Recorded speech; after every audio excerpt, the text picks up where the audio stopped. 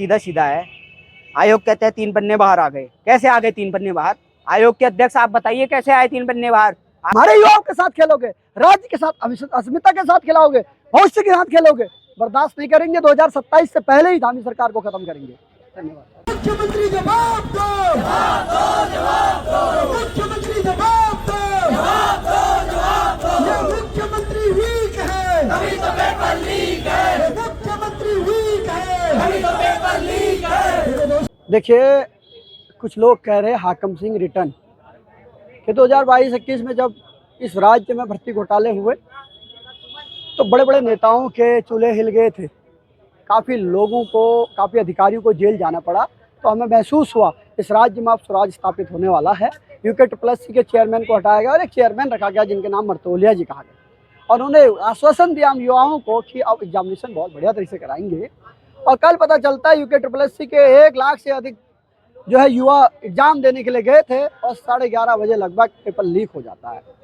और जब शाम को प्रेस कॉन्फ्रेंस के माध्यम से ये कहते हैं सिर्फ 3 पेज बाहर आए थे। और हम इनसे जवाब मांगना चाहते हैं कि आपके सेंटर में जयमल लगा हुआ था, आपने सारे इंतजाम किए थे, वो 3 पेज लीक किसने किया?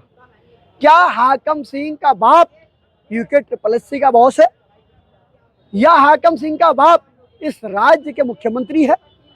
आखिर क्यों युवाओं के साथ खेला जा रहा है? ये 18 से 30 साल के जेनजी है। नेपाल प्रकरण अभी हुआ है। याद रखें मुख्यमंत्री जी, होश में आ जाइए।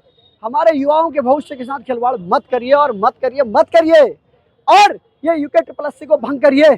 इनका एक ही काम अब रहेगा कि पेपर लीक किसको कहते हैं ये डेफिनेशन बताएं। 3 पेज बाहर हो जाते, कहते हैं इसको लीक नहीं करेंगे, तो लीक किसको कहेंगे? आज युवाओं ने शपथ ली है। जो भी यहाँ पर जेनजी आए थे 18 से 30 साल के युवा, ये नेपो किड्स की रिसर्च करना स्टार्ट कर दिया। उन्होंने जितने भी राजनेता के बच्चे बाहर पढ़ रहे हैं, राज्य से बाहर पढ़ रहे हैं, हमारी टैक्स की कमाई से एक एक करके चुन के तय किया जाएगा कि तुम पढ़ोगे, तुम रहोगे या हम रहेंगे।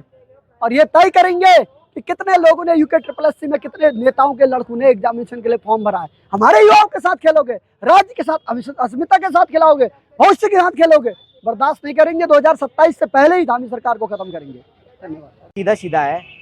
आयोग कहते हैं 3 पन्ने बाहर आ गए। कैसे आ गए 3 पन्ने बाहर?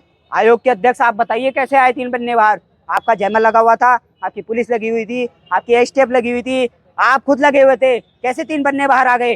वो 3 पन्ने बाहर आए तो आए कैसे? उसके बाद वो सॉल्व हुए, वो सॉल्वर को आप बैठा के कह रहे हो, जो इसने सॉल्व किया वो सुमन को आप अपने साथ बैठा रहे हो। आरोपी है वो नकल विरोधी कानून में, उस आरोपी के साथ आप प्रेस वार्ता करते हो और कहते हो उसे पता ही नहीं था ये किसका पेपर है। अरे असिस्टेंट प्रोफेसर है वो किसी कॉलेज की, उसे पता नहीं आज पेपर हो रहा है। संडे के दिन पेपर होता है, संडे के दिन पेपर हुआ, पेपर है करके उसको भी पता है, वो पेपर सॉल्व कर दिया, तो वो आरोपी है। उस आरोपी के साथ आप कहते हैं कि उसे बॉबी पवार ने रोका था। वो बॉबी पवार के पास खुद आई थी या बॉबी पवार उसके घर से लेने गया था? बॉबी पवार को उसने खुद सबूत दिए थे। उसके बाद उन सबूतों के आधार पे बॉबी पवार ने पोस्ट करी थी।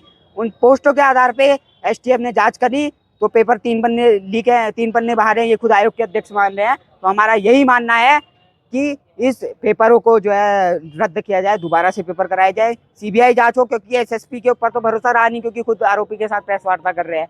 तो इस पेपर दोबारा कराया जाए, ये जो परीक्षा है उसको भंग किया जाए। इसके अलावा तीसरी मांग जो हमारी ये है वो ये है कि पूरा आयोग को भंग करते हुए नया आयोग का गठन किया जाए, उसके बाद ही कोई परीक्षा आगे कराई जाए। धन्यवाद।